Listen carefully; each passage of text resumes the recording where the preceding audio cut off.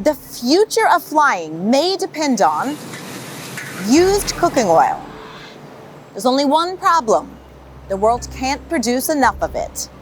The airline industry hopes to slash emissions with sustainable aviation fuel, or SAF. But the secret ingredient powering this fuel isn't rare or high-tech. It's waste oil, collected from restaurant fryers and food factories, and demand for it is rising faster than the world can supply. Aviation accounts for around 2% of global CO2 emissions, and unlike cars or power grids, there is no battery solution that works for commercial flights at scale, yet.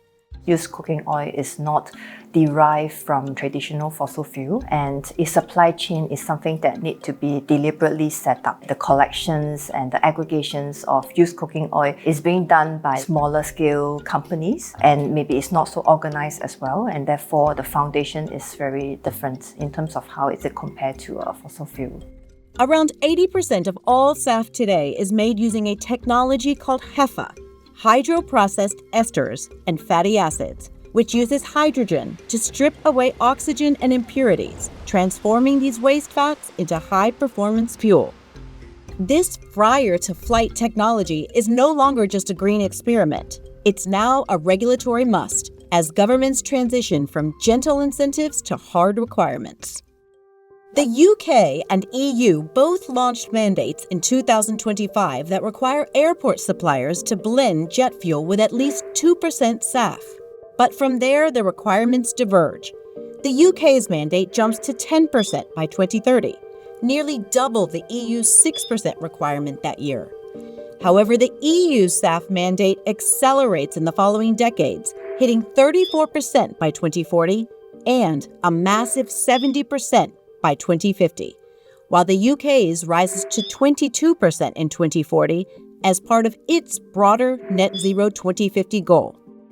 Meanwhile, the US is using tax credits to chase a voluntary 3 billion gallon production target by 2030, roughly equivalent to 10% of projected demand. The country's ultimate goal is to produce 35 billion gallons by 2050 to satisfy 100% of domestic demand. While SAF generally costs 2 to 4 times more than conventional jet fuel, high demand in mandated markets has pushed prices even higher, with some airlines paying up to 5 times the price of fossil fuel. So in the short run, definitely there's a limited supply of the SAF stock. So therefore, the prices will be driven up. The mandate itself will not be sufficient to drive up the supply. You need more of the policy support to come into the supply side as well. For example, you need to de-risk the project so that will attract more suppliers to come in and join the market. So who is picking up the tab for this expensive fuel? We all consider 3 stakeholders, right? And government definitely could come in to bear some of the cost through the tax credit as well as the grants. And for airline companies, usually they are operating in very thin margin, and it is very difficult for them to bear this kind of cost. So passing through the prices is usually expected. I think the passengers will bear most of the cost in the competitive market. Governments are tackling the SAF challenge with different strategies. The UK has introduced a buyout price of £4.70 per litre, allowing airlines to pay a fee if they cannot source enough fuel, effectively turning the green mandate into a fossil fuel tax. Meanwhile, Singapore is testing its own approach. Instead of a traditional mandate, it's shifting the cost directly to the traveler. Tickets sold from October for flights departing Singapore from 2027 will carry a mandatory SAF fee that can be as low as $1 Singapore dollar for a short hop to Bangkok, or around 10 Singapore dollars for an economy seat to New York. The fee can top 40 Singapore dollars for long-haul travelers in premium cabins.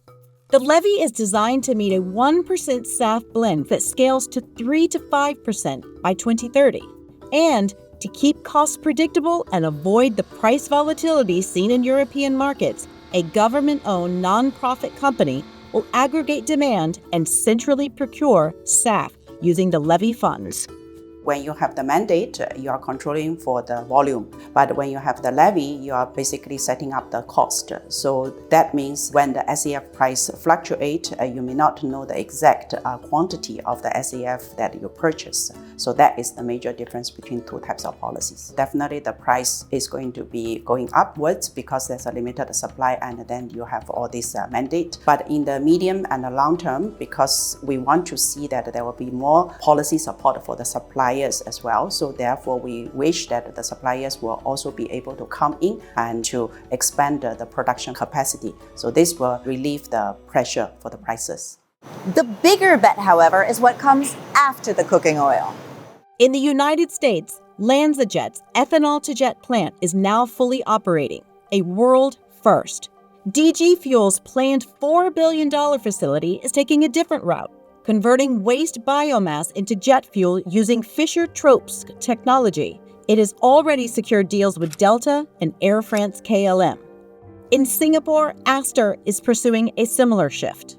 We are advancing our SAF via the two projects. The first one is with Ether Fuels, which we are using waste gas to convert into SAF. And in parallel, we have another project with Keppel, where we are studying the viability of building an ethanol-to-jet plant on Jurong Island. So for both of the projects, we are taking a different approach on the feedstock. The other part of the difference is the technology pathway. So both projects, if materialized, it will be the first of the kind in Asia.